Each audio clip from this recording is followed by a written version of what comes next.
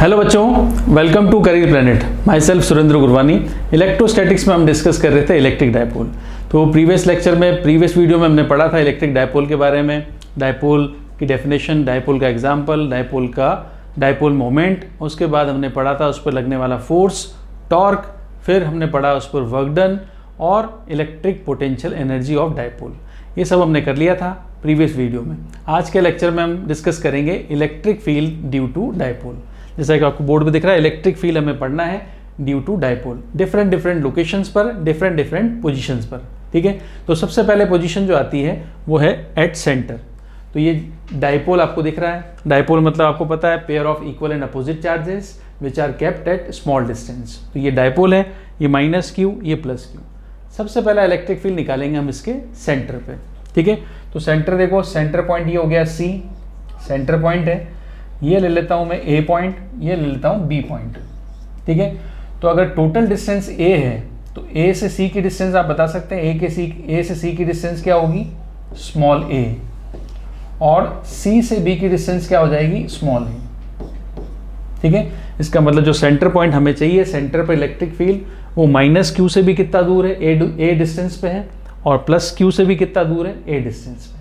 तो ये जो चार्जेस हैं कितना इलेक्ट्रिक फील्ड बनाएंगे, सबसे पहले हम ये निकालते हैं। तो ए पॉइंट का जो चार्ज है माइनस क्यू, इसका इलेक्ट्रिक फील्ड आएगा के क्यू अपॉन डिस्टेंस क्या होगी? ए स्क्वायर। अब ये जो है, ये आपको पता है इलेक्ट्रिक फील्ड कैसी क्वांटिटी है? वेक्टर क्वांटिटी है।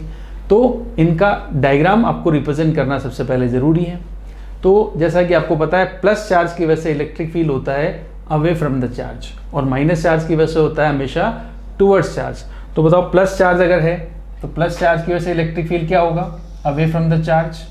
ये आ गया ई बी। ठीक है, और माइनस चार्ज की वजह से इलेक्ट्रिक फील्ड क्या होगा? ये होगा टुवर्ड्स चार्ज। तो ये आ गया ई ए, दिस इज ई ए। ठीक है, तो ई ए इलेक्ट्रिक फील्ड और ई बी इलेक्ट्रिक फील्ड, दो इलेक्ट्रिक फील्ड होंगे पॉइंट सी पर, और दोनों की डायरेक्शन कैसी है? दोनों की डायरेक्शन सेम है। तो दोनों के बीच में एंगल कितना होगा? दोनों के बीच में एंगल होगा 0 डिग्री। ठीक है, तो 0 डिग्री एंगल है, दोनों की डायरेक्शन लेफ्ट साइड है। अब हम बात कर लेते हैं दोनों के मैग्नीट्यूड की। तो ई ए की वैल्यू है के क्यू अपॉन ए स्क्वायर। ठीक है, डायरेक्शन क्या होगी? सी टू ए। और ई बी की वैल्यू है के क्यू अपॉन ए स्क्वायर। इसका मतलब मैग्नीट्यूड तो सेम है, डायरेक्शन होगी बी टू सी। ठीक है, दोनों की डायरेक्शन है, दोनों की डायरेक्शन देखो, एक तो है सी टू ए और एक है बी टू सी। तो दोनों का मैग्नीट्यूड सेम है, डायरेक्शन भी सेम है। E A equals to E B equals to E B लिख सकते हैं। अब हमें चाहिए सेंटर पॉइंट पे नेट या रिजल्टेंट इलेक्ट्रिक फील्ड। तो सेंटर पॉइंट पे इलेक्ट्रिक फील्ड चाहिए ई सी। तो क्या होगा? दो इलेक्ट्रिक फील्ड है, ई ए भी है और ई बी भी है। इन दोनों के बीच में हमें वेक्टर सम करना है। तो दोनों के बीच में कितना एंगल है? 0 डिग्री। तो 0 डिग्री पर आपको पता है क्या हो जाएगा? सिंपली ऐड हो जाएगा E A plus E B, because angle between E A and E B क्या है? 0 डिग्री। ठीक है, तो दोनों को ऐड कर लेते हैं। अब दोनों की वैल्यू सेम है, के क्यू अपॉन ए स्क्वायर, के क्यू अपॉन ए स्क्वायर, दोनों को ऐड कर दोगे तो रिजल्ट आ जाएगा 2 k q upon a square. ये रिजल्ट है। ठीक है, और डायरेक्शन क्या लिखोगे? बी टू ए। दोनों इलेक्ट्रिक फील्ड लेफ्ट साइड में है, तो लेफ्ट साइड की डायरेक्शन आप लिखोगे B to A, B to A. ठीक है, तो सेंटर पॉइंट पे इलेक्ट्रिक फील्ड हमने निकाला, वैल्यू आई 2 k q upon a square. एक चार्ज का k q upon a square, दोनों का ऐड हो गया, इसलिए 2 k q upon a square. Clear? तो फर्स्ट पॉइंट पे इलेक्ट्रिक फील्ड निकाल लिया सेंटर पे। अब हम चलते हैं इसके नेक्स्ट पॉइंट पे। सेंटर के अलावा और कौन से पॉइंट है डायपोल में? डायपोल में और भी पॉइंट है। और कौन से पॉइंट होते हैं? देखो, सेकेंड पॉइंट आएगा एक्सियल पॉइंट। सेकेंड पॉइंट जो डायपोल का है वो एक्सियल पॉइंट है। तो एक्सियल पॉइंट क्या होता है वो देखो, ये ले लिया चार्ज माइनस का क्यू, ये चार्ज है प्लस का क्यू। डायपोल में दो इक्वल अपोजिट चार्जेस हैं। इन दोनों चार्जेस को ज्वाइन करने वाली लाइन ड्रॉ करते हैं। सो चार्जेस को ज्वाइन करने वाली जो लाइन होती है इसी को बोलते हैं एक्सिस। It's called axis. और इसी एक्सिस पर कोई पॉइंट अवेलेबल होगा उसको हम बोलेंगे एक्सियल पॉइंट। ठीक है, तो point P, because axial point पढ़ रहे हैं तो पॉइंट P यहाँ सपोज कर लेते हैं, ये पॉइंट P है। और इस पॉइंट पे हमें निकालना है इलेक्ट्रिक फील्ड। अब ये पॉइंट सेंटर से कितना डिस्टेंस पे है? ये पॉइंट सेंटर से r डिस्टेंस पे है। Distance of point P is r। So distance सबसे पहले हमें लिखनी है डिस्टेंस ऑफ पॉइंट P जहां पे हमें निकालना है, distance of point P is r। और ये पॉइंट है A, ये पॉइंट है B। क्लियर? तो पॉइंट की डिस्टेंस r है। अब मुझे बताओ B पॉइंट और A पॉइंट की बात करें तो इनसे भी डिस्टेंस हमें चाहिए होगी। पॉइंट P की डिस्टेंस A और B से भी हमें रिक्वायर्ड होगी, क्योंकि इलेक्ट्रिक फील्ड के लिए चार्ज से पॉइंट की डिस्टेंस रिक्वायर्ड होती है। So total distance between A and B क्या है? वो है 2 है। तो ये डिस्टेंस क्या हो जाएगी? A, ठीक है, और ये डिस्टेंस भी क्या है? A है। तो मुझे बताएं A से लेकर P तक की डिस्टेंस क्या होगी? A to P। तो A to P, तो A to C कितना हुआ? A, और C से P कितना है? R। तो A to P हो जाएगा R plus A। Similar B to P बता सकते हैं। B to P क्या होगा? हालांकि B to P, B point जो है प्लस चार्ज जो है वो P के क्लोज है, right? B is close to P as compare to C। तो C से कितनी डिस्टेंस है? R। तो B तो C से भी पास है। पॉइंट B के ज़्यादा पास कौन है? B है। तो B की डिस्टेंस क्या होगी? R से कम या ज़्यादा? R से कम होनी चाहिए। तो कितनी कम होगी? ये कितना है? C to B, ये है A। तो R में से कितना माइनस करेंगे? A। तो B to P क्या हो जाएगा? R minus A। तो हमें सारी डिस्टेंसेस हमने लिख ली। तो डिस्टेंसेस के बारे में क्लियर है। C से डिस्टेंस पॉइंट की कितनी? R। B से क्या हो जाएगी? R minus A। और A से क्या हो जाएगी? R plus A। A दूर है तो R प्लस A, B पास हो गया तो R माइनस A, और C से एग्जैक्ट डिस्टेंस गिवन थी वो है R। ठीक है, तो डिस्टेंसेस क्लियर है। अब हम ड्रॉ करते हैं इनके इलेक्ट्रिक फील्ड्स। तो इलेक्ट्रिक फील्ड की डायरेक्शन ड्रॉ करें। माइनस चार्ज है तो माइनस चार्ज का इलेक्ट्रिक फील्ड क्या होगा? Towards charge. तो ये इलेक्ट्रिक फील्ड आया EA। This is electric field due to charge minus Q। Direction क्या होगी? Towards charge. फिर आप देखो प्लस चार्ज की वजह से इलेक्ट्रिक फील्ड, प्लस चार्ज की वजह से इलेक्ट्रिक फील्ड, प्लस चार्ज की वजह से इलेक्ट्रिक फील्ड होगा away from the charge. Direction क्या आएगी? Away from the charge. ये आ गया EB। अब बताओ EA और EB के बीच में कितना एंगल है? EA इस तरफ है, EB उस तरफ है, दोनों के बीच में एंगल आपको दिख रहा है क्लियर। कितना एंगल होगा? 180 डिग्री, क्योंकि ये पॉइंट एक्सियल पॉइंट है, डायपोल का सेंटर नहीं है। सेंटर पर दोनों की डायरेक्शन सेम थी, बट ये पॉइंट चला गया एक्सिस पर। तो एक्सियल पॉइंट जैसा कि डायग्राम में आपको दिख रहा है, इस पॉइंट पर दोनों इलेक्ट्रिक फील्ड की डायरेक्शन अपोजिट है। अपोजिट का मतलब एंगल होगा 180। तो 180 डिग्री पर हम दोनों वेक्टर्स को वेक्टर सम करेंगे। उससे पहले हम इनकी वैल्यू लिख लेते हैं। देखो सबसे पहले हम बात करें E A की वैल्यू। E A मतलब जो नेगेटिव चार्ज है, वैल्यू होगी KQ अपॉन डिस्टेंस कितनी है? माइनस Q से, वो है R प्लस A का स्क्वायर। फिर हमें लिखना है EB जो पॉजिटिव चार्ज है, इसका इलेक्ट्रिक फील्ड क्या होगा? KQ upon B point close है तो डिस्टेंस क्या होगी? R minus A। तो E हो गया KQ upon R plus A square, EB हो गया KQ upon R minus A square. Clear? दोनों की वैल्यू लिख दी है। डायरेक्शन भी आप लिख सकते हो। देखो EA की डायरेक्शन क्या है? वेक्टर फॉर्म में वेक्टर लगाया। EA की डायरेक्शन क्या है? EA की डायरेक्शन है P to A, और EB की डायरेक्शन क्या है? ये आप लिखोगे EB की direction B to P। EA की डायरेक्शन है P से A की तरफ, और EB की डायरेक्शन है B से P की तरफ, अपोजिट है। ये तो P2 है और ये P2 टुवर्ड्स P। ये देख लो अवे फ्रॉम द P, ये टुवर्ड्स P, दोनों अपोजिट हैं। ठीक, अब हमें क्या करना है? हमें निकालना है P पॉइंट जो एक्सियल पॉइंट है। एक्सियल पॉइंट पर दो इलेक्ट्रिक फील्ड है EA एंड EB। इनका वेक्टर सम करना है। वेक्टर सम करना है तो इनके बीच में एंगल, मैं आपको पहले बता चुका हूँ कितना है एंगल इनके बीच में, 180 डिग्री।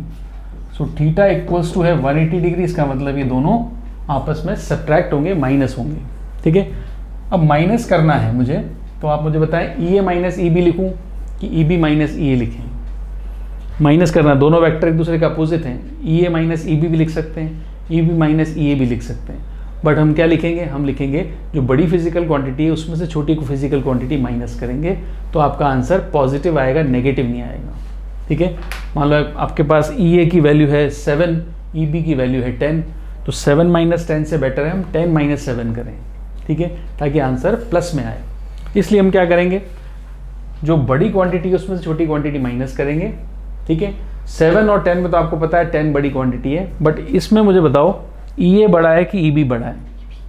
ऐसे कैसे बताओगे कि EA बड़ा है कि EB, बताओ EB बड़ा है, कैसे पता लगेगा? देखो EB में है R माइनस है, EA में है R प्लस है, छोटी क्वांटिटी से डिवीज़न होगा तो E बड़ा आएगा, और ये बड़ी क्वांटिटी से डिवाइड करोगे तो EA स्मॉल आएगा, ठीक है। आप कह सकते हो E is inversely proportional to distance का स्क्वायर। तो अगर डिस्टेंस अगर कम होगी तो इलेक्ट्रिक फील्ड क्या होगा, ज़्यादा आएगा।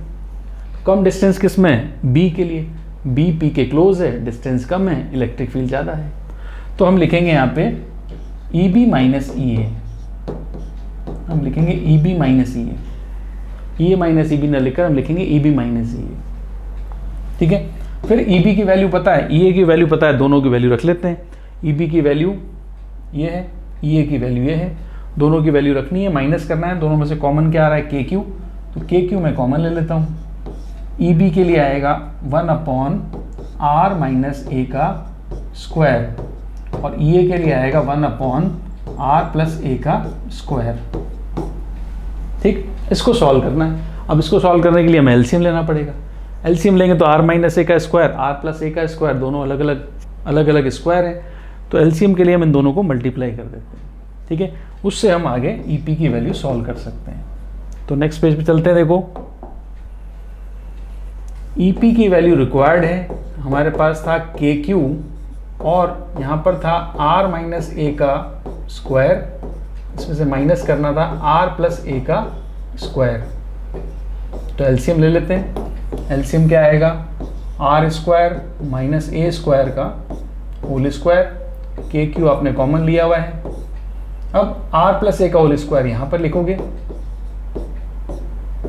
और माइनस R माइनस A का स्क्वायर यहाँ लिखेंगे।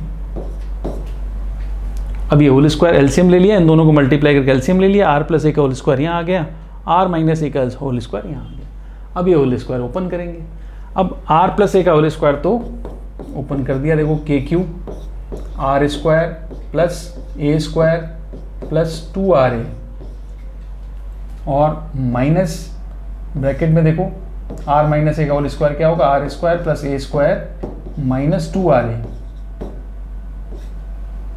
Upon R square minus A square, ठीक। अब आप ध्यान से देखो कैंसिल क्या होगा, माइनस साइन बाहर है, ये R स्क्वायर प्लस का है, ये माइनस का R स्क्वायर है, कैंसिल हो जाएगा। ये माइनस का हो जाएगा, ये A स्क्वायर प्लस का है, ये भी माइनस का A स्क्वायर हो जाएगा, कैंसिल हो जाएगा। और ये प्लस 2R है, और ये माइनस माइनस क्या हो जाएगा, प्लस हो जाएगा। तो ये प्लस 2R है, ये प्लस 2R है, क्या हो जाएगा 4RA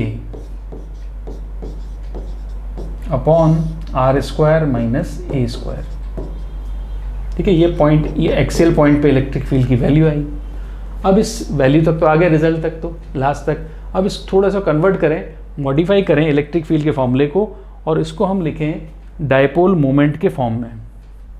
तो अगर कोई डायपोल होता है तो उसका डायपोल मोमेंट P होता है, और P की वैल्यू होती है Q इंटू 2A। डायरेक्शन भी आपको पता है क्या होती है, माइनस से प्लस की तरफ। ये आएगा P डायपोल मोमेंट, डायपोल होगा तो डायपोल मोमेंट इसका गिवन होगा। तो हम क्या करेंगे, यहाँ पर लिखेंगे Q into 2A is equals to P dipole moment. तो यहाँ पे है Q, और 2A भी लिख सकते हैं यहाँ से। तो इसमें से देखो K है, Q 4RA में से 2A आपने यहाँ ले लिया, और 2R अलग लिख दिया, upon R square minus A square. ये एक्सियल पॉइंट पे इलेक्ट्रिक फील्ड के लिए रिलेशन। इस ब्रैकेट की जगह हम लिख देंगे P, क्योंकि ये क्या है, Q इंटू 2A है। तो यहाँ पर हम लिख देंगे P। तो अब देखो इलेक्ट्रिक फील्ड के लिए क्या फॉर्मूला आ जाएगा, ये आ गया 2KPR upon R square minus A square. 2K और यहाँ पे लिख दिया P, और ये R square minus A square, right. अब इसके आगे देखो, जैसा कि आपको पता है डायपोल में डिस्टेंस बिटवीन चार्जेस बहुत स्मॉल होती है, और R पॉइंट की डिस्टेंस है। सपोज R की वैल्यू A स्क्वायर से बहुत ज़्यादा है, A तो 2a तो टोटल डिस्टेंस होती है डायपोल में चार्जेस के बीच में, a उसकी भी हाफ हो गई, और r पॉइंट की डिस्टेंस है, तो ये ज़्यादा हो सकती है। सपोज करें अगर ये ज़्यादा है, राइट, अगर ये distance r square is very very greater then a square है, तब हम क्या करेंगे, a स्क्वायर को नेग्लेक्ट कर देंगे। तो a स्क्वायर को आप 0 पुट कर सकते हो, राइट। सो यहाँ पर ये r square minus a square का होल स्क्वायर चल रहा था, r square minus a square का होल स्क्वायर।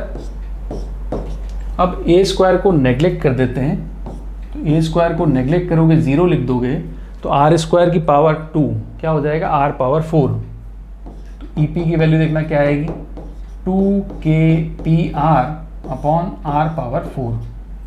अब आप यहाँ से r से r कैंसिल करेंगे, r से r कैंसिल होगा, तो electric field at axial point आ जाएगा 2kp अपॉन r क्यूब, ठीक है, 2kp अपॉन r क्यूब। ये इलेक्ट्रिक फील्ड का फॉर्मूला है एट एक्सियल पॉइंट। इसके बाद इसको वेक्टर फॉर्म में लिखें, तो वेक्टर फॉर्म में EP वेक्टर लगाया, तो ये लिख देंगे 2kp vector upon r cube. हमने क्या किया, वेक्टर लगा दिया इलेक्ट्रिक फील्ड पर, वेक्टर फॉर्म में लिखना है इसलिए इलेक्ट्रिक फील्ड पे वेक्टर लगाया और P पे भी वेक्टर लगा दिया, और बीच में इक्वल टू का साइन है। इसका ये मतलब होता है कि जो P की डायरेक्शन है वही इलेक्ट्रिक फील्ड की डायरेक्शन है। देख लेते हैं एक बार, P की डायरेक्शन क्या होती है, माइनस से प्लस की तरफ, तो P की डायरेक्शन ये माइनस से प्लस की तरफ, ये डायपोल मोमेंट की डायरेक्शन है। इलेक्ट्रिक फील्ड है EA और EB का रिजल्ट, EA EB का रिजल्ट जो आया वो EP जो लिखा हमने, EA EP का रिजल्ट, EA और EB का रिजल्ट जो आएगा वो EP है। बड़ा कौन था, EB, तो जो रिजल्ट बचेगा वो किसकी डायरेक्शन बचेगा, EB की डायरेक्शन में, और EP की डायरेक्शन ये थी। तो ये जो EP आपने लिखा है, EP जो आया ये इसकी डायरेक्शन ऐसे आएगी रिजल्ट की। तो देख लो EP की डायरेक्शन और डायपोल मोमेंट की डायरेक्शन क्या सेम है। डायपोल मोमेंट होता है माइनस से प्लस की तरफ, मतलब हॉरिजेंटली राइट डायरेक्शन में, और EP की डायरेक्शन भी क्या है, हॉरिजेंटली राइट डायरेक्शन, इसलिए दोनों की डायरेक्शन सेम है, इसलिए हम यहाँ पर इक्वल टू का साइन लगाते हैं। तो वेक्टर फॉर्म में लिखना हो एक्सेल पॉइंट के लिए, तो EP equals to 2kp upon r cube लिखेंगे। ये था एक्सेल पॉइंट का इलेक्ट्रिक फील्ड। इसके बाद नेक्स्ट पॉइंट पे आए, तो नेक्स्ट पॉइंट जो है वो है इक्वेटोरियल पॉइंट।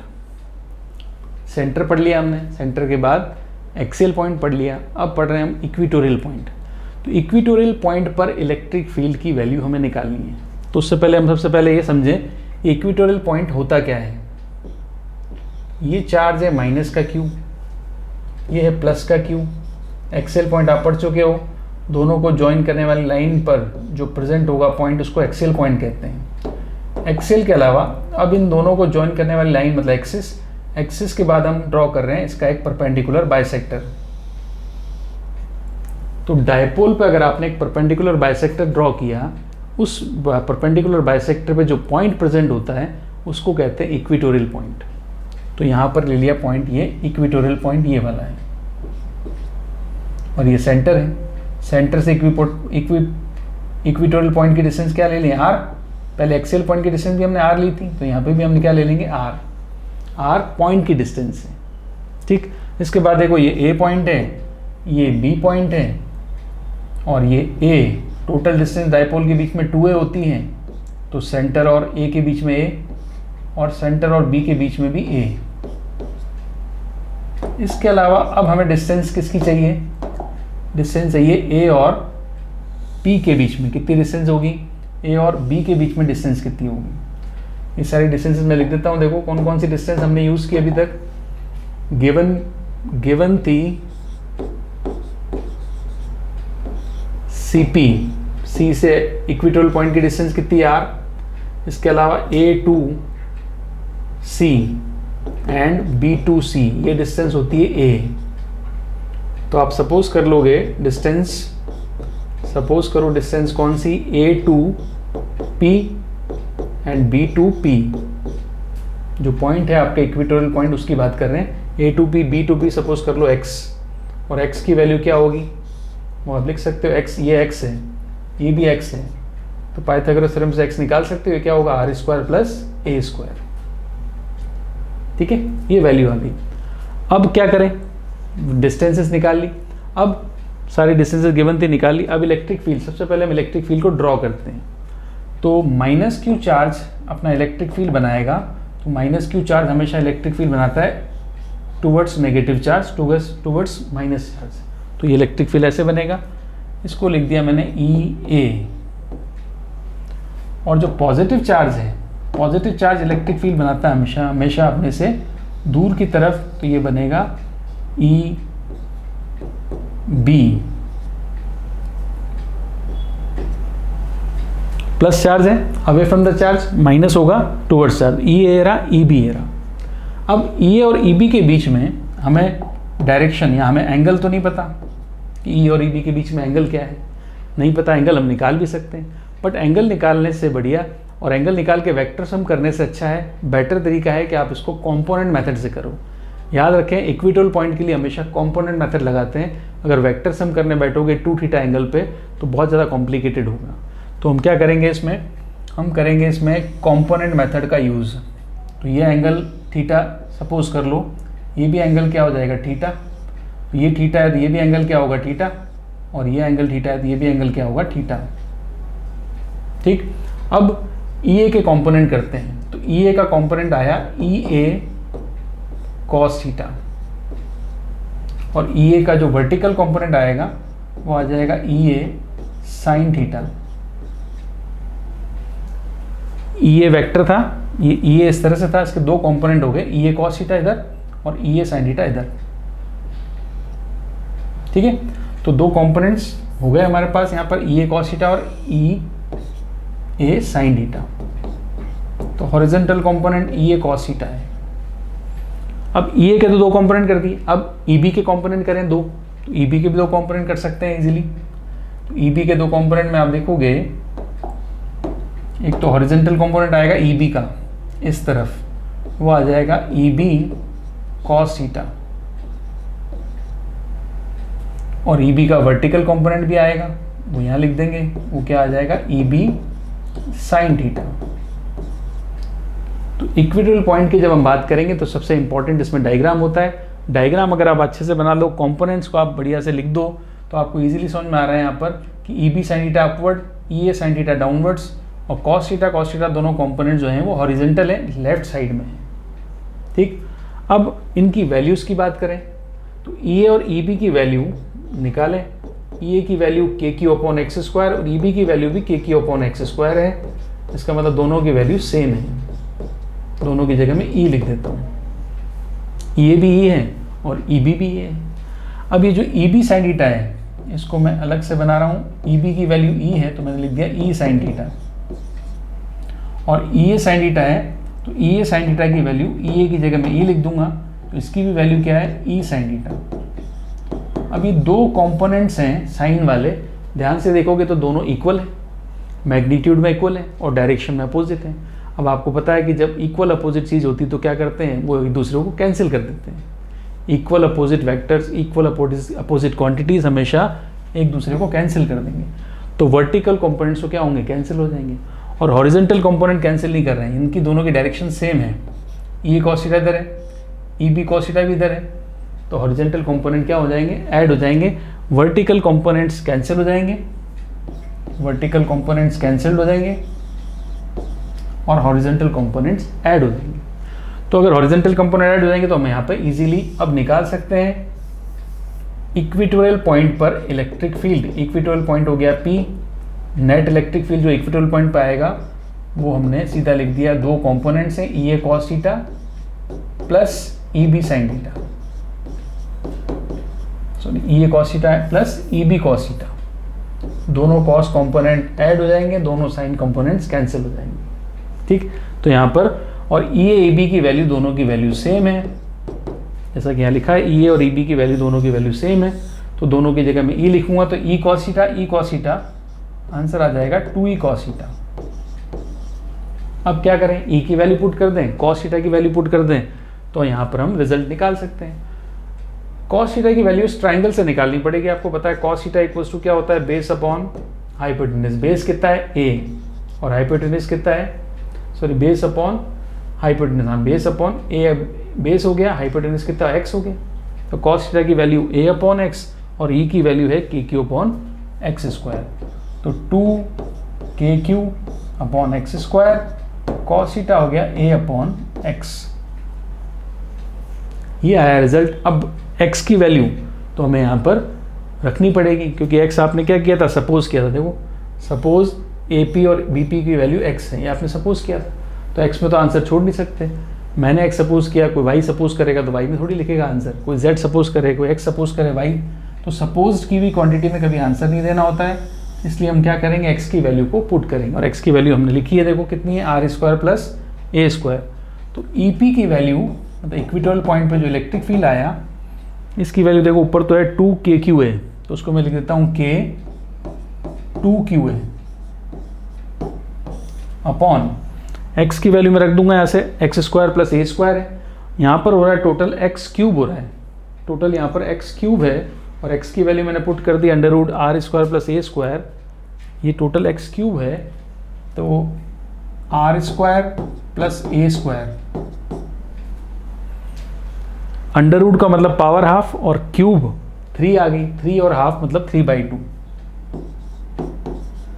ठीक है, हाफ यहाँ से आएगी और एक्स क्यूब था ही, तो एक्स क्यूब का 3 दिख रहा है और अंडर रूट के लिए हाफ लिख दिया। अब यहाँ पर अगेन दो आपको वैल्यू रखनी पड़ेगी। एक तो आपको पता है बिकॉज P इक्वल्स टू होता है 2QA, तो यहाँ पे P पुट कर देंगे 2QA की जगह, और आपको पता है R square is very very greater then A square, means A square is very very less than R square.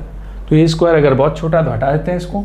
EP की वैल्यू क्या आ जाएगी, KP upon R square plus 0 power 3/2, A square की जगह 0 लिख दिया। अब पावर स्क्वायर का 3/2 करेंगे तो स्क्वायर हट जाएगा, 3 बच जाएगा, तो EP की वैल्यू आ गई KP अपॉन R क्यूब। ये आ गया इक्वेटोरियल पॉइंट पर इलेक्ट्रिक फील्ड की वैल्यू। अब इसका वेक्टर फॉर्म लिख दें, तो वेक्टर फॉर्म में लिखेंगे EP equals to KP upon R cube. तो क्या वेक्टर फॉर्म के लिए हम दोनों पर एरो लगा दें, दोनों पर वेक्टर लगा दें, सफिशिएंट है, सही है। चेक कर लेते हैं एक बार। देखो P की डायरेक्शन आपको पता है, P की डायरेक्शन होती है माइनस से प्लस की तरफ, ये डायरेक्शन है P की। और जो इलेक्ट्रिक फील्ड आया EP आपका, इन दोनों का सम आता है इलेक्ट्रिक फील्ड। EP जो आएगा दोनों का सम है, और EP की डायरेक्शन इस तरह से रहेगी, दिस इज EP।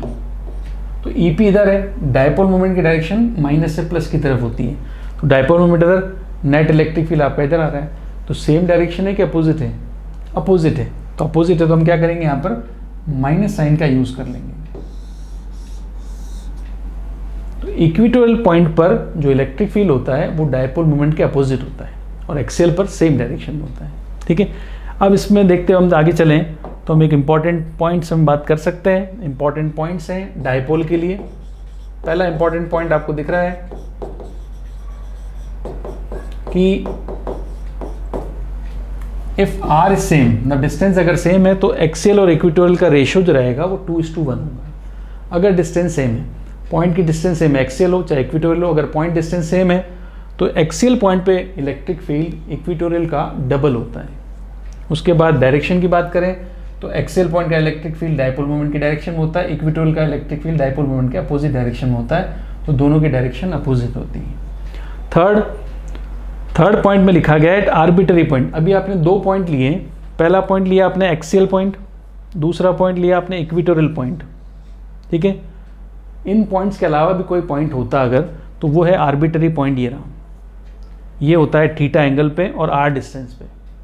थीटा अगर मैं 0 पुट करूंगा तो एक्सियल हो जाएगा, और थीटा 90 पुट करूंगा तो इक्वेटोरियल हो जाएगा। तो और थीटा अगर मैं 30 डिग्री, 60 डिग्री, 45 डिग्री, 80 डिग्री, किसी भी डिग्री पर मुझे अगर निकालना हो तो उसको आर्बिटरी पॉइंट बोलते हैं। और आर्बिटरी पॉइंट के लिए फॉर्मूला ये रहा, KP upon R cube under root 1 + 3 cos square theta at arbitrary point. अब थीटा यहाँ पर एंगल है, दिख रहा है आपको। अगर ये एंगल 0 पुट कर दूँ तो कौन सा पॉइंट आएगा, एक्सियल। तो थीटा 0 पुट कर दो तो एक्सियल आ जाएगा, थीटा 90 पुट कर दोगे तो इक्वेटोरियल आ जाएगा। जब थीटा 0 पुट करोगे तो cos 0 की वैल्यू 1 होती है, तो यहाँ पर हो जाएगा 4, तो एक्सियल की वैल्यू हो जाएगी इसमें 2KP upon R cube. Theta 0 put करके देखोगे तो ये वैल्यू आ जाएगी। ठीक है, 4 का अंडर रूट 2 आ जाएगा। और थीटा 90 पुट करोगे तो cos 90 क्या होता है 0, तो cos 90 0 को हट गया, तो बचा क्या KP upon R cube, KP upon R cube. ठीक है, इस तरह से ये किसी भी पॉइंट के लिए, आर्बिट्री पॉइंट के लिए ये होता है, इसका डेरिवेशन नहीं है, ये डायरेक्ट अपन इसको फॉर्मूला यूज़ करेंगे, एज ए फॉर्मूला आप किसी भी पॉइंट पे निकाल लेंगे। डेरिवेशन जो है वो दो हैं, इक्वेटोरियल के लिए और एक्सियल के लिए। क्लियर। अब हम चलते हैं इसके न्यूमेरिकल पर। एग्जाम्पल एनसीईआरटी का 1.9, 2 point charges Q1 Q2 given है of magnitude +10⁻⁸ and -10⁻⁸ respectively, are placed 0.1 metre apart. दोनों के बीच में डिस्टेंस कितनी है 0.1 मीटर। तो जो सेंटर पॉइंट हो गया इनके बीच का जो पॉइंट है, एक की डिस्टेंस क्या होगी 0.05, दूसरे की डिस्टेंस भी क्या है यहाँ से 0.05 है। अब हमें बोला है calculate the electric field eight points A, B and C। अब A पॉइंट का है सेंटर पे है, B पॉइंट का है इधर आ गया, B पॉइंट ये एक्सियल पॉइंट है, और C पॉइंट ये रहा, ये इक्वेटोरियल पॉइंट है। बट चार्जेस की वैल्यू गिवन है, डिस्टेंस गिवन है, तो क्या है हम यहाँ पर जो हमने फॉर्मूला डिराइव किया वो लगा सकते हैं, फॉर्मूला बिल्कुल लगा सकते हैं। बट फॉर्मूला ध्यान रखें, आपने जो फॉर्मूला लिखा है इसमें R की value very very greater then A है, तब तो आपने फॉर्मूला बना लिया एक्सियल का और इक्वेटोरियल का। यहाँ पर क्या R की वैल्यू A से बहुत बड़ी है, चेक कर लेते हैं। A की वैल्यू कितनी है, A की वैल्यू है 0.05, A की वैल्यू तो गिवन है 0.05, और R अगर ये पॉइंट एक्सियल है, एक्सियल पॉइंट है, तो ये कितना दूर है सेंटर से, ये जो R डिस्टेंस हम ले एक्सियल के लिए, एक्सियल के लिए बात कर रहा हूँ, एक्सियल के लिए अगर ये डिस्टेंस लेंगे तो कितनी है 0.05, ठीक है। तो R की वैल्यू, A की वैल्यू तो है 0.05 और R की वैल्यू है 0.1 मीन्स 2A, 0.05 का डबल। तो क्या ये कंडीशन सेटिस्फाई हो रही है, R is very very greater then A? इस न्यूमेरिकल में, इस न्यूमेरिकल में R is very very greater then A satisfy नहीं हो रही है, ठीक है। तो ये अगर कंडीशन यहाँ पर नहीं लग सकती तो इसका मतलब अपन फॉर्मूला यहाँ पर नहीं लगा सकते, डायरेक्ट फॉर्मूला तो नहीं लगा सकते। अब बच्चे कहते हैं डायपोल पढ़ लिया सर, एग्जाम्पल एनसीईआरटी में देखा, तो फॉर्मूला लगाने से आंसर क्यों नहीं आता? फॉर्मूला लगाने से आंसर इसलिए नहीं आता क्योंकि जो फॉर्मूले आपने पढ़े हैं वो इस कंडीशन में पढ़े हैं, इस कंडीशन में, और वो कंडीशन यहाँ पर सेटिस्फाइड नहीं हो रही है, इसलिए आप इसको डायरेक्ट करना है, उस फॉर्मूले से नहीं करना है, ठीक है। तो उसको डायरेक्ट कर लेते हैं। कैसे करेंगे? पॉइंट कितने? A पॉइंट हो गया पहला, सेंटर पॉइंट है, B पॉइंट हो गया आपका एक्सियल वाला, और C इक्वेटोरियल वाला पॉइंट है। चार्जेस की वैल्यू कितनी है 10⁻⁸ प्लस का 10⁻⁸ नेगेटिव उधर रखा हुआ है, -8 नेगेटिव में, और ये डिस्टेंस 0.1 है और ये 0.05 डिस्टेंस है। तो सबसे पहले हम निकालते हैं A पॉइंट पर। A पॉइंट पर इलेक्ट्रिक फील्ड क्या आएगा फर्स्ट पॉइंट पे? अब देखो ध्यान से, A पॉइंट पे इलेक्ट्रिक फील्ड जो होगा, ये प्लस का चार्ज है 1, ये अपना इलेक्ट्रिक फील्ड प्रोड्यूस करेगा अपने से दूर की तरफ, प्लस का चार्ज है, ये अपना इलेक्ट्रिक फील्ड बनाएगा ऐसे दूर की तरफ, ऐसे, और माइनस का चार्ज है, ये भी अपना इलेक्ट्रिक फील्ड बनाएगा, प्लस का चार्ज इलेक्ट्रिक फील्ड ऐसे बनाएगा दूर की तरफ, माइनस का चार्ज है, ये भी अपनी तरफ इलेक्ट्रिक फील्ड बनाएगा। ये दोनों ऐड होकर टोटल इलेक्ट्रिक फील्ड आ जाएगा इस तरह से, तो दोनों की डायरेक्शन सेम है। वैल्यू हम निकालेंगे, इलेक्ट्रिक फील्ड की वैल्यू क्या होती है KQ/R², वैल्यू निकाल लेंगे, ये भी वैल्यू निकालोगे KQ/R², दोनों को ऐड कर दोगे तो A पॉइंट पे ये डायरेक्शन आ जाएगी, ठीक है। तो देखते हैं A पॉइंट का इलेक्ट्रिक फील्ड का वैल्यू। A पॉइंट ये रहा, दोनों की डायरेक्शन सेम है, दोनों के साथ डायरेक्शन सेम है, तो इनको ऐड कर देंगे। पहले वैल्यू निकाल लेते हैं, E प्लस की वैल्यू E माइनस की वैल्यू सेम है, और वैल्यू KQ/R² से आएगी। Q की वैल्यू हमें पता है 10⁻⁸ कूलम है, और डिस्टेंस पता है, ये डिस्टेंस है, प्लस चार्ज इस पॉइंट कितना दूर है 0.05 का स्क्वायर, Q की वैल्यू 10⁻⁸, R की वैल्यू 0.05, ये रख दिया, सॉल्व किया, ये वैल्यू आती है। तो E प्लस और E माइनस दोनों की वैल्यू सेम है। अब जैसा कि आपको पता है A पर दोनों की डायरेक्शन भी सेम है, तो क्या होगा, ऐड हो जाएगा, ऐड हो जाएगा मतलब डबल कर देंगे, तो आंसर आ गया 7.2 × 10⁴ न्यूटन पर कूलम। ये पॉइंट था आपका A। चलिए अब कौन सा पॉइंट लें? B point. तो B पॉइंट तो यहाँ आ गया येरा। अब प्लस चार्ज इलेक्ट्रिक फील्ड बनाता है अपने से दूर की तरफ, ये आ गया। और माइनस चार्ज इलेक्ट्रिक फील्ड बनाएगा खुद की तरफ, तो माइनस चार्ज का इलेक्ट्रिक फील्ड ऐसे आएगा। ठीक है, तो ये इलेक्ट्रिक फील्ड किसका है, ये इलेक्ट्रिक फील्ड आएगा प्लस का, और ये इलेक्ट्रिक फील्ड किसका है, माइनस का। अब बताओ दोनों की डायरेक्शन कैसी है। अब यहाँ पर दोनों की डायरेक्शन एक दूसरे के अपोजिट है, तो एक दूसरे के अपोजिट डायरेक्शन है, तो एंगल कितना बनेगा 180। और वैल्यू देखो, ई प्लस की वैल्यू क्या होगी, ई प्लस कितना दूर है इस पॉइंट से 0.05, ई प्लस की वैल्यू होगी KQ1/0.05 का स्क्वायर। मगर ई माइनस की वैल्यू क्या होगी, ई माइनस की वैल्यू देखो, ई माइनस कितना दूर है, ई माइनस हो गया बहुत दूर हो गया बी पॉइंट से, कितना दूर है 0.05 0.05 0.05, ये तो हो गया 0.15 का स्क्वायर। सो देखते हैं बी पॉइंट के लिए। देखो बी पॉइंट ये है, प्लस का चार्ज इलेक्ट्रिक फील्ड बनाएगा दूर की तरफ, माइनस चार्ज बनाएगा अपनी तरफ, दोनों के बीच में एंगल 180 का। प्लस चार्ज से डिस्टेंस है 0.05, माइनस चार्ज से डिस्टेंस है टोटल, तो प्लस का तो वही सेम जो हम निकाल चुके हैं पहले 3.6 × 10⁴, ये तो पहले सॉल्व किया हुआ है। माइनस का नया सॉल्व करना पड़ेगा, KQ/R कितना 0.15, ये दिख रहा है आपको, ये माइनस का चार्ज है और ये पॉइंट है, तो डिस्टेंस क्या होगी 0.15 का स्क्वायर, तो इसके लिए वैल्यू आएगी 0.4 × 10⁴, KQ/R² फॉर्मूला लगाया बस। अब बी पॉइंट पे देखें तो दोनों के बीच में एंगल कितना है 180 है, तो 180 एंगल पे क्या होगा सब्ट्रैक्ट हो जाएगा। सब्ट्रैक्ट बड़े में से छोटी क्वांटिटी माइनस करनी है, तो बड़ी क्वांटिटी कौन सी है, बड़ी क्वांटिटी है इसमें 3.6 वाली, और ये 0.4 वाली स्मॉल क्वांटिटी है, स्मॉलर है इससे, तो माइनस कर लोगे, तो 3.6 में से 0.4 माइनस करेंगे, आंसर आएगा 3.2 × 10⁴ एट पॉइंट बी। ये बी पॉइंट के लिए था। बी पॉइंट के लिए दोनों की वैल्यू अलग अलग होगी, ये 0.5 डिस्टेंस पे और ये 0.15 डिस्टेंस पे, अलग अलग वैल्यू है, अलग अलग डिस्टेंस है और अलग अलग ही डायरेक्शन है, तो रिजल्ट निकाल दिया हमने। अब कौन सा पॉइंट बचा, अब बचा सी पॉइंट। सी पॉइंट पे ध्यान से देखें, ये प्लस का चार्ज है, ये अपना इलेक्ट्रिक फील्ड बनाएगा सी पॉइंट पर ऐसे दूर की तरफ, ये वाला, ठीक है। फर्स्ट चार्ज बनाएगा ये रहा, और सेकंड चार्ज होगा ये अपनी तरफ बनाएगा, तो ये सेकंड चार्ज का इलेक्ट्रिक फील्ड ये रहा E2C और ये E1C, C पर 1 की वजह से, C पर 2 की वजह से, इन दोनों का रिजल्ट जो आएगा बीच में EC आएगा। तो यहाँ पर जैसे इक्वेटोरियल पॉइंट पे आपको पता है हम क्या करते हैं, कंपोनेंट मेथड लगाते हैं, तो हम क्या करेंगे कंपोनेंट मेथड लगा के इसको सॉल्व करेंगे, ठीक है। डायग्राम डायरेक्शन समझ में आ गई, प्लस की वजह से ये डायरेक्शन, माइनस की वजह से ये डायरेक्शन, दोनों को हम कंपोनेंट मेथड सॉल्व करेंगे। कैसे करते हैं देखो, दोनों का कंपोनेंट मेथड सॉल्व करें।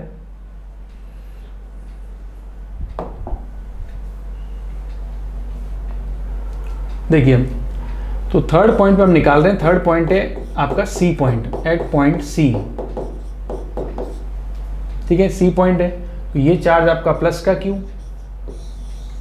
ये चार्ज आपका माइनस का क्यू, और पॉइंट जो है आपका वो सी पॉइंट, ए पॉइंट से यहां दे रखा है सी पॉइंट, ये रहा, ठीक है।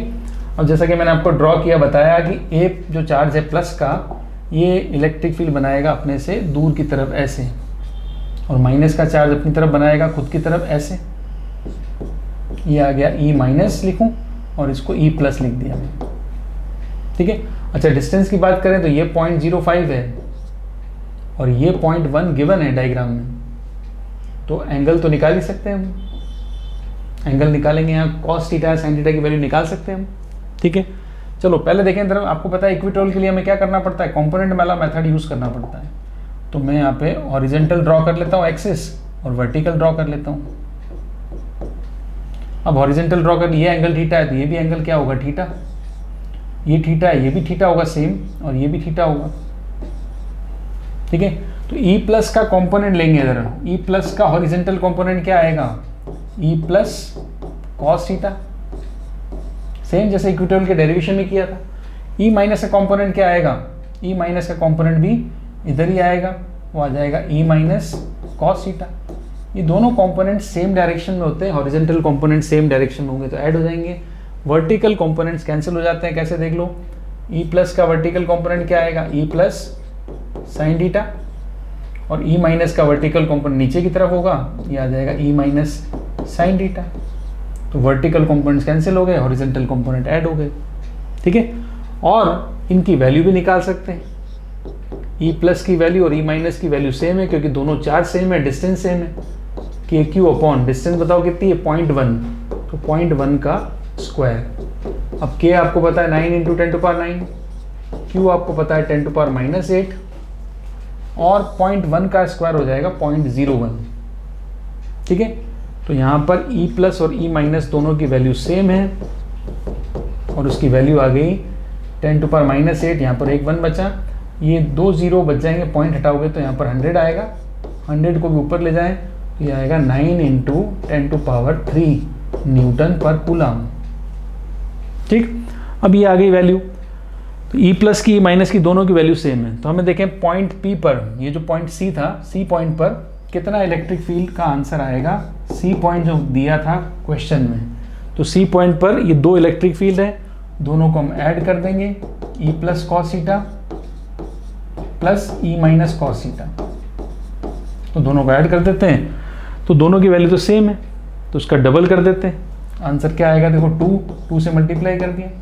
ई प्लस ई माइनस दोनों की वैल्यू सेम है, 9 इंटू 10⁻3, तो ये पुट कर देंगे 9 इंटू 10⁻3। फिर कॉस थीटा की वैल्यू और पुट करनी पड़ेगी, तो हम थीटा निकालें या कॉस थीटा निकाल लेते हैं इस डायग्राम से। इस डायग्राम से कॉस थीटा निकालो तो कॉस थीटा की वैल्यू क्या होगी, कॉस थीटा की वैल्यू क्या होगी बताओ। कॉस थीटा इक्वल्स टू क्या होता है, बेस अपॉन हाइपोटेनस। तो बेस कितना है 0.05 और हाइपोटेनस कितना है 0.1, 0.05 अपॉन 0.1। ठीक है, तो फिर ये वैल्यू क्या आएगी, 0.05 0.1 का हाफ होता है, तो ये आ गया, काट दें इसको, तो ये 1/2 बचेगा। तो कॉस थीटा की वैल्यू आ गई 1/2, कॉस थीटा 1/2 है। ठीक है, तो 1/2 है तो थीटा भी हम निकाल सकते हैं, 1/2 से थीटा ही पता लग जाता है। किस एंगल की वैल्यू 1/2 होती है, 60 डिग्री की, इसका मतलब 60 डिग्री है। हम यहाँ पर ई प्लस कॉस 60 और ई माइनस कॉस 60 भी लिख सकते हैं, और कॉस 60 की वैल्यू क्या होती है, हाफ। वो चाहे ट्रायंगल से निकालो चाहे थीटा से निकालो, एक ही बात है। अब हम क्या करेंगे, यहाँ से हाफ से हाफ कैंसिल कर देंगे, तो सी पॉइंट पर वैल्यू आ जाएगी 0.9 इंटू 10⁻4 न्यूटन पर कूलम। एक 0 मैंने और बढ़ा दिया तो एक डेसिमल लगा दिया, तो 9 इंटू 10⁻3 भी लिख सकते हैं और 0.9 इंटू 10⁻4 भी लिख सकते हैं। तो ये था सी पॉइंट का इलेक्ट्रिक फील्ड। तो ए बी सी तीनों एग्जाम्पल में दिए थे, तीनों पॉइंट पे निकालना था, हमने तीनों पॉइंट पे निकाले। डायरेक्ट निकाले के क्यू अपॉन आर स्क्वायर वाले फॉर्मूले से, डायपोल वाला जो डेरिवेशन किया था वो नहीं किया। क्यों नहीं किया, इसका रीज़न आपको पता है कि डिस्टेंस पॉइंट की बहुत ज़्यादा नहीं है, R is very very greater than A नहीं है, इसलिए। ठीक है, तो अगर आप इस चैनल पर फर्स्ट टाइम विजिट कर रहे हैं तो आप इस चैनल को सब्सक्राइब करें और अपने फ्रेंड्स के साथ शेयर करें, और वीडियो अच्छा लगा हो तो लाइक भी करें। तो हम मिलते हैं नेक्स्ट लेक्चर में नेक्स्ट टॉपिक पे। Till then good bye.